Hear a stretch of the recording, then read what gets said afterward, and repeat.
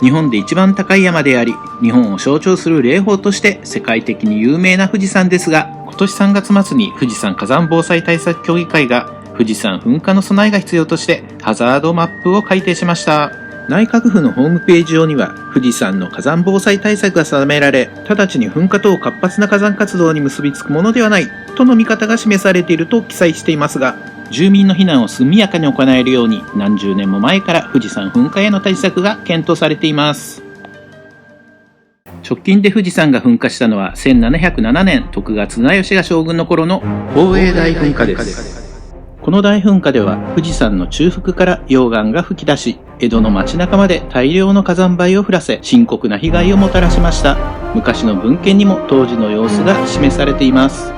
実は宝永大噴火の49日前、マグニチュード8から9クラスの南海トラフ地震が起こっていたのです。もし現在大地震、そして富士山噴火が起こったらと考えるだけで怖いですよね。ではいつ噴火が起こるのでしょうか。実は明確な日にちまで予言している日本人がいるんです。その人物とは元漫画家の月亮先生です。辰木先生はこれまで15の予知夢を見ています。ご自身のプライベートな予知夢を含めて13個が現実に起こっています。的中率は驚きの 100% です。辰木先生が見た予知夢で最も有名な予知夢が2011年3月11日に起きた東日本大震災です。1996年に雑誌に、1999年に単行本として出版された私が見た未来という漫画には東日本大震災の起こることが漫画の表紙に記載されています。お分かりでしょうか。辰木先生が今まで的中させた有名な予知夢を4つ紹介します。1976年11月24日に見た予知夢。フレディ・マーキュリーのファンである友達と一緒にニュースを見ているとフレディが亡くなったというニュースが流れた。結果15年後、フレディ・マーキュリー死去。1992年8月31日に見た予知夢。ダイアナだという文字の夢を見る。結果5年後、ダイアナ妃死去。1995年1月2日に見た予知夢。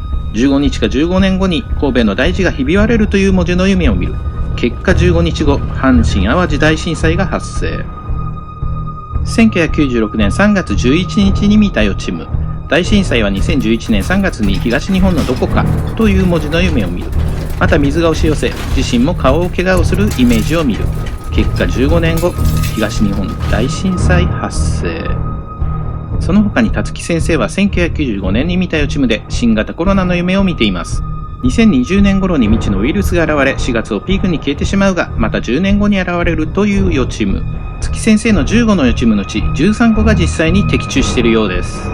あと2個の予知夢はこれから現実になる可能性があります。そのうちの1個は富士山の噴火です。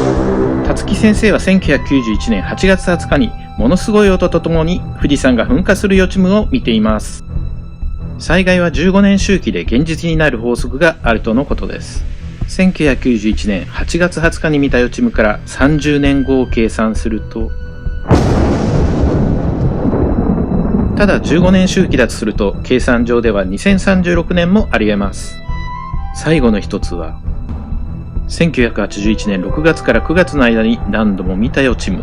神奈川巨大津波。もし起きるなら15年周期で計算すると2026年になります。辰木先生以外に2021年の予言をしていると噂される都市伝説も紹介しておきます。それはイルミナティカードです。1995年発売のトレーディングカードゲームイルミナティニューワールドオーダー。このカードは 9.11 の同時多発テロ事件を予言していたなど様々な予言が隠されていると噂されています。その中に実は日本の未来を予言しているカードがあるんです。東京大災害です。複合災害と英語で書かれたカードをよく見ると破壊された時計台に見覚えはありませんか？そうです。東京の銀座にある時計台にそっくりなんです。5人の外国人の洋服の色を見てください。オリンピックカラーと一致します。もうお分かりですよね。江戸時代の宝永大噴火の49日前にも巨大地震が発生しました。複合災害と書かれたカードに込められた予言。この話を信じるか信じないかはあなた次第です。私個人としては予言は信じない方です。ですが万が一のことも考えて、防災グッズや水や食料品を備えておくことは大事なことだと思います。この動画を2021年8月20日までにもう一度見ておこうと思った方はチャンネル登録をお忘れなく。